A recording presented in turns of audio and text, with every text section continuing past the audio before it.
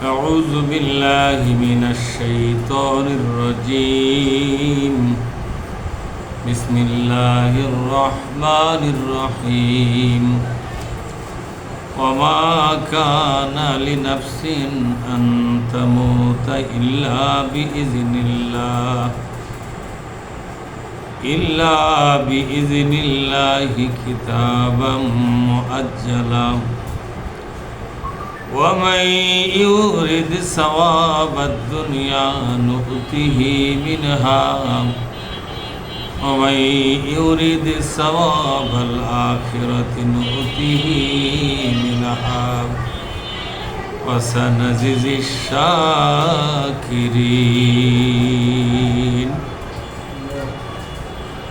আমরা আল্লাহর দরবারে শুকরিয়া আদায় করি বলে আলহামদুলিল্লাহ।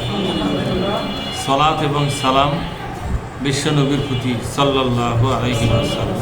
প্রাণপ্রিয় সংগঠন বাংলাদেশ জামাত ইসলামী কালিয়াকৈর পৌরসভার অন্তর্গত পল্লী বিদ্যুতের জোন কার্যালয় আজকের এই সাধারণ সভা উপস্থিত সম্মানিত পরিচালক, বিভিন্ন টায়ারের নেতৃবৃন্দ, উপস্থিত কোরআন প্রেমিক ইসলামী আন্দোলনের সাথী বন্ধুগণ, আমি আপনাদের সামনে পবিত্র কোরআনের 3 নম্বর সূরা আলে ইমরান এর 145 নম্বর একটি আয়াত আমি পড়ে শোনালাম। আসুন এখান থেকেই একটা ধারাবাহিক আলোচনা আমরা বলবার এবং বুঝবার চেষ্টা করব। আমার তৌফিকি ইল্লা বিল্লাহ। আল্লাহ পাক বলছেন, ওমা কানা লি নাফসিন, এই পৃথিবীতে এমন কোনো মানব নাই, এমন কোনো জীবধারী সৃষ্টি নাই, আন তামুতা, সে মারা যাবে, ইল্লা বি ইজনিল্লাহি, আল্লাহর অনুমতি ছাড়া। এখানে কোনো জীবের মৃত্যু হওয়ার কোনো সুযোগ নাই আল্লাহ পাকের পারমিশন ছাড়া। কারণ হলো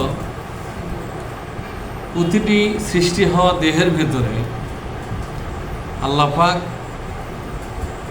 রুহুটা ফুঁকে দেয় পরে, কিন্তু দেহ তৈরি হয় অনেক আগে। রুহুটা পরে আসে, আবার আগেই চলে যায়। দেহ এভাবেই থাকে, দেহ তৈরি হচ্ছে তখন কিন্তু রুহু আসে না, বেশ কিছুদিন পর আসে। একটা জীব মানব দেহের ভিতরে নড়াচড়া করা মানেই কিন্তু রুহু আসে না। জীবের ভিতরে যে কোষ বা কলা, সেল বা টিস্যুর মধ্যে যেটা জীবাত্মা বলা হয়, এটার কার্যক্রম শুরু হওয়ার কারণে জীবটা নড়াচড়া করে। কিন্তু যেটা পরমাত্মা, রুহু বলা হয়, এটা আসে অনেক পরে। কিন্তু এই দেহ এভাবেই পরে থাকে, রুহুটা আগেই চলে যায়। তবে রুহু চলে যাওয়ার সাথে সাথে জীবাত্মাগুলো আস্তে আস্তে নিস্তেজ হয়, তবে একসাথেই যায় না। যেমন মৃত ব্যক্তির একটা চোখ 24 ঘন্টা পর্যন্ত কাজ করে, কিডনি কাজ করে, হার্ট কাজ করে। অনেক মৃত ব্যক্তির কিন্তু চক্ষু দান করা হয়, মৃত্যু পরবর্তী চক্ষু দান করা হয় না, কিডনি দান করা। তার মানে এগুলো বেঁচে আসে, এগুলো রুহের মাধ্যমে বেঁচে নেয়। এগুলোর মধ্যে ইন্ডিভিজুয়াল যে সেলগত যে ক্ষমতা আল্লাহ দিয়েছেন, এগুলো বেঁচে আসে। রুহু চলে যাওয়ার সাথেই সেগুলোর মৃত্যু হয় না, একটু লেটে মৃত্যু হয়, একটু লেটে মৃত্যু হয়। 24 ঘন্টা, 48 ঘন্টা, 12 ঘন্টা, এক একটা পার্টস এক একটা ডিউরেশনে থাকে। আল্লাহ পাক বলছেন, এই পৃথিবীর কোনো মানব দেহে ভেতরে অবস্থান নেওয়া কোনো রুহু আল্লাহর পারমিশন ছাড়া এখান থেকে বিদায় হবে না, মৃত্যু হবে না, ইল্লা বিইজনিল্লাহ। তবে আল্লাহ যখন অর্ডার দেবেন তখন মৃত্যুটা ঘটে যাবে। অতএব এই কথার দ্বারা বুঝালেন আল্লাহ পাক, মৃত্যু নিয়ে টেনশন করে কোনো লাভ নেই। কারণ যতই চেষ্টা করুক, মানুষ ইচ্ছা করলেই মরতে পারবে না, বা কোনো মানুষকে ইচ্ছা করলেই মারতে পারবে না, কারণ তার ভেতরকার রুহুটা বের হওয়ার একটা অর্ডার আসা লাগবে, এর আগে মরবে না। মৃত্যু তারিখ ঠিক করছে দুনিয়াবাসী, তারপরেও দেখা যায় অনেক ঘটনা সে লোকটার পরে আর মৃত্যু হয় না। আল্লামা সাইদির ফাঁসি হলো, ঠিক না? কিন্তু রায় কি কার্যকর হয়েছে? রায় কিন্তু কার্যকর হয় না। এভাবে অনেক লোকে ফাঁসির রায় হয়, পরিশেষে সেটা কার্যকর হয় না। অনেক লোক মৃত্যুর জন্য কীটনাশক পান করে, অনেকগুলো ঘুমের ওষুধ একত্র করে পান করে, সবশেষে দেখা যায় মৃত্যু হয় না,